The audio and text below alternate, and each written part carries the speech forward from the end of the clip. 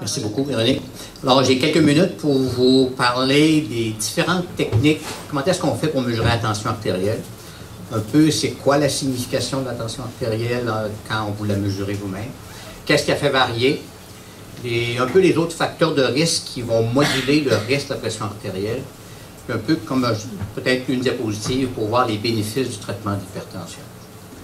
Alors, c'est quoi la tension artérielle? Les chiffres de tension artérielle.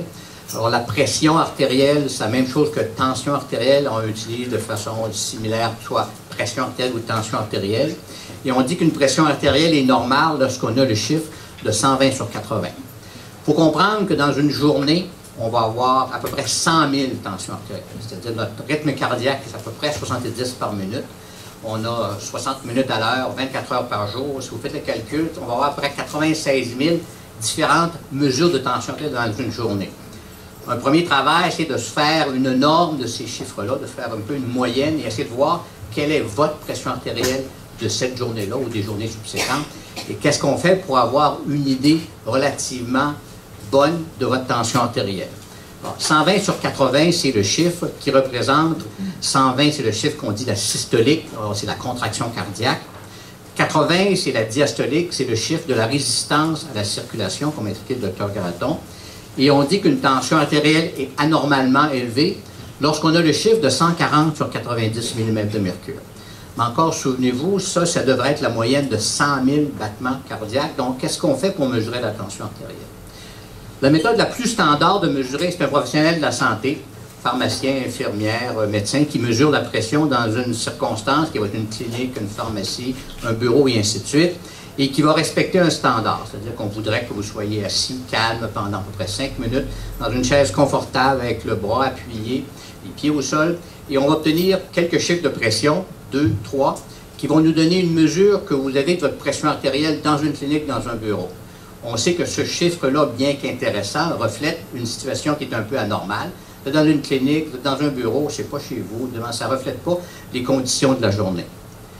On a essayé de remplacer la mesure de la pression en bureau par des mesures qu'on appelle les automesures. Les mesures que vous prenez vous-même, chez vous, détendues, au travail ou peu importe, et qui vont aussi respecter aussi certains standards, qui est de prendre la pression selon des mesures avec des appareils qui vont être standardisés. C'est des appareils qui ont une calibration qui serait bonne.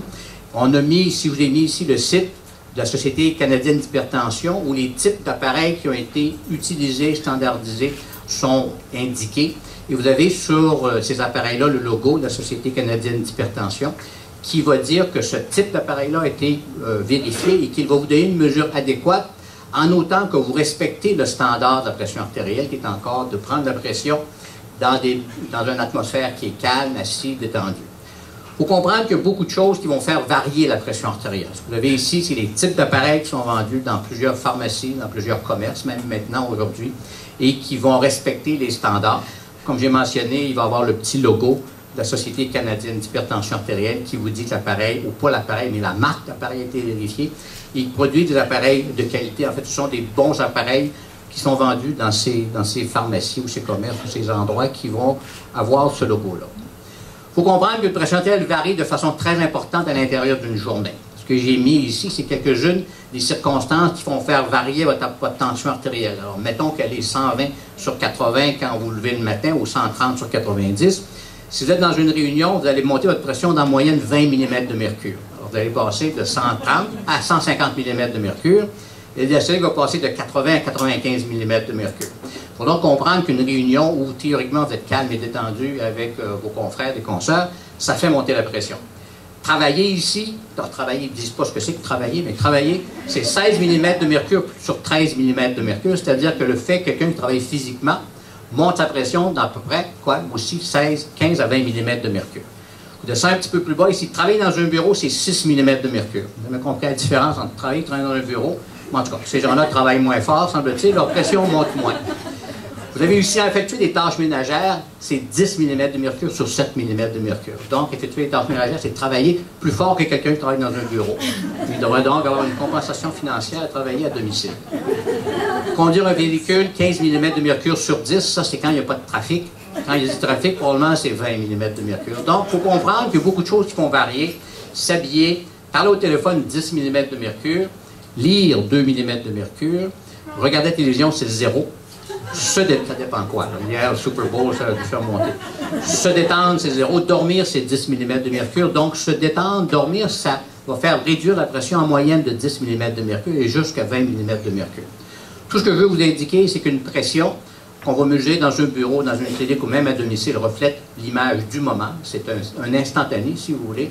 Et que votre pression va varier de façon très importante à travers la journée, dépendant de l'activité que vous allez faire. Et on essaie, en les mesures de tension artérielle qu'on obtient, soit de domicile, soit dans les cliniques, de se faire la meilleure idée possible de ce qu'est votre pression, pouvoir y appliquer, pouvoir calculer ou évaluer avec vous le risque de votre tension artérielle et aussi appliquer un traitement lorsque ce sera indiqué. Les complications de la tension artérielle et la raison pour laquelle on les traite de façon, je devrais dire, presque si agressive aujourd'hui, c'est que c'est un facteur de risque de développer plusieurs complications vasculaires. Comme a été indiqué tantôt par Dr. Gratton, on voit que la pression est dans la part du cœur et monte à tous les vaisseaux cérébraux, cardiaques, les vaisseaux rénaux et en périphérie.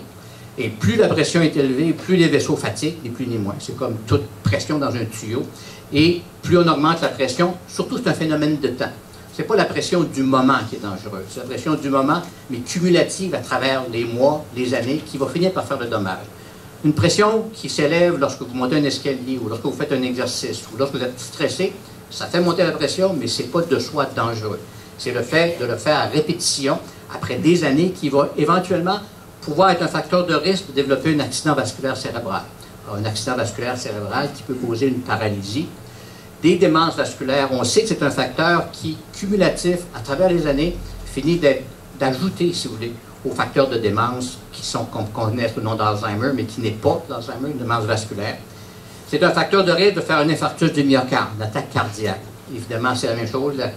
Le cœur va être nourri par les artères coronaires. Les artères coronaires, finalement, c'est un bout de tuyau qui, lorsqu'on le fait trop travailler, finit par s'user. Il va y avoir une maladie cardiaque, le nom d'infarctus.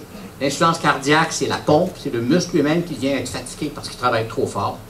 Même chose pour les maladies des rénales, c'est-à-dire c'est la première cause d'insuffisance rénale, si vous voulez, de dialyse au Canada avec le diabète. Et même chose pour la maladie vasculaire dans les vaisseaux périphériques, dans les jambes. Donc, strictement augmenter la pression dans les vaisseaux finit par faire travailler trop l'organisme. C'est les vaisseaux principalement qui viennent au cerveau, au cœur, aux reins, dans les jambes, mais aussi le cœur lui-même qui finit par se fatiguer.